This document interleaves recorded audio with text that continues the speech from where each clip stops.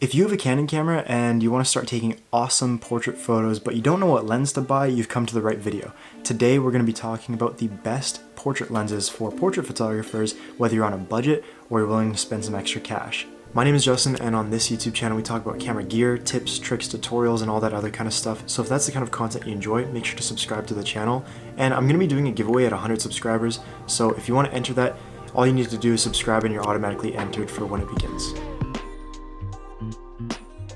Now you might have guessed it, but the first lens I'm going to be talking about is the Canon 50mm 1.8 lens, as well as the Yongnuo 1.8 50mm. I know this is the first thing that everybody suggests and you're probably tired of hearing it, but I just want to give a quick mention about this lens. This lens is definitely the best second lens to buy after you have your 18 to 55 and you want to start taking portraits more seriously. It has a fixed focal length, which most portrait lenses have, meaning you need to walk forward and backward if you want to get closer or move further from the subject. The reason I suggest this lens so much and so many other people suggest it is because of that 1.8 aperture. It is incredible. It allows for awesome background blur in your photos, which makes your photos look a lot more professional and is what most people are striving for when they see a photo on Instagram. That's usually what you see when you think of a professional photo, is the background all nice and blurred out. Having that 1.8 aperture lets in a lot of light, like I said, giving that blurry background, but it also allows you to shoot in darker areas because it'll let more light into the camera. One of the other main reasons that everybody suggests this lens is because it is so cheap and so sharp for the quality. It's only $150 for the Canon version, and it is incredibly sharp. And if you want to go even cheaper and you don't have $150, for $85 you can buy the Yongnuo 50mm 1.8 version. It's on Amazon and it gives very similar image quality, also very sharp.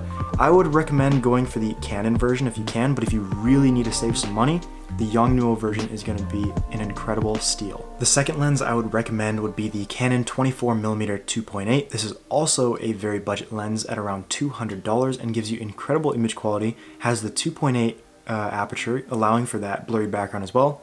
Not as blurred as the 1.8, but still blurry enough, and will allow a lot more light into the lens. I would recommend this if you really want to get more of the background in your shot. With the 50mm, it really isolates the person and keeps them more in the frame and blurs out the background a lot more, but with this 24mm, it's going to give you a lot wider of a perspective, allowing you to get more of the background in the photo. So if that's something you want, if you don't want just the person's face in the image, if you also want to show the background, kind of show the scenery in the image, I would recommend this 24mm because it is so much wider. Moving completely in the opposite direction of that 24mm, we're going to go to the Canon 85mm 1.8. This lens is a lot more expensive than the other ones. This is where you're kind of getting into that mid-range territory. If you already have the Canon 50mm 1.8, I would suggest upgrading to this lens next if you're looking for something with a tighter kind of field of view. Like I was saying, this is completely the opposite of the 24mm, where the 85 is so cropped in that it's just kind of gonna isolate the person from the chest up, most likely, unless you walk an incredibly far distance away from the subject. Some people really like to use this look as it really brings in the subject close and makes you kind of feel up close and personal with them. Another great thing about this 85mm is because of its focal range, it's going to give you a lot more compression in the photo, and it's just going to make the photo kind of stand out in a different kind of way. If you want to learn more about compression in photos, you can look up something on YouTube. Or hopefully I'll make a video on it soon. If that's something you want to see, let me know in the comment section down below. This 85mm also has an aperture of f1.8, which is going to allow for that blurry background, just like I was saying with the 50mm. And there are also the 85mm 1.4 and 1.2 versions on Canon, but I would only suggest those if you kind of have the money. If you're kind of looking for something more on the budget to mid-range kind of section, this is kind of going to be where you're wanting to go, because it's about $459 for this 85mm 1.8, but as soon as you jump to the 1.4, you're kind of getting into the $1,000 range for these lenses, and that's not really where you want to go, but they are superb quality, and if you do have the cash and it's something you're looking for, I would highly suggest them. But like I said, for a beginner or somebody just kind of looking to start, or you can still even use this for professional work, the 85mm 1.8 is still an incredibly sharp lens and will get you where you need to go. Alright, so now for my final suggestion, we're going to kind of get into the high paying territory, the high priced kind of stuff. The Sigma 35mm 1.4.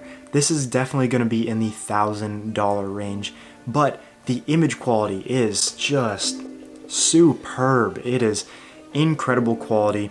It's going to give you 1.4 for your aperture, letting in a ton of light, creating a really nice shallow depth of field, blurry background, everything you want in an image. And personally, 35mm is one of my favorite focal lengths because it is similar to what the human eye sees. So basically what you see is what you get a lot of the time when you use the 35mm 1.4. It also allows for a wider range, but still tight enough that it isolates the subject, but you also get to see what's going on in the background.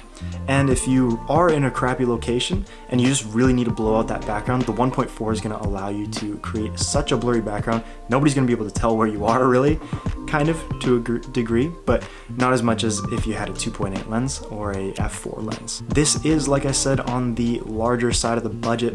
It's gonna be around $1,200 Canadian, which is just gonna break my bank account and probably yours too. So I would suggest going with the other stuff. But if you are in the arena of spending that kind of money and you're looking for something with incredible image quality, this is something I'd suggest for you for sure. If you're a pro hobbyist, or even if you are making money off of your photography, this is a great lens. So yeah, those are pretty much all of my suggestions for a budget to high budget range of portrait lenses for Canon photographers. If you enjoyed the video, if you got some sort of value out of it, make sure to give it a like. It really helps promote my videos on the YouTube algorithm, so I'd really appreciate that. If you like this kind of content and you want to subscribe, go ahead and subscribe. You'll see more of this kind of stuff. Hopefully I'll be posting videos every single week. And yeah, make sure to comment down below what else you want me to talk about, what other cameras you want me to talk about, what other lenses you want me to talk about, reviews, tips, tutorials, whatever. Let me know what you want to see in the comment section down below. Thank you guys so much for watching. I really appreciate it. And as always, peace guys. See ya.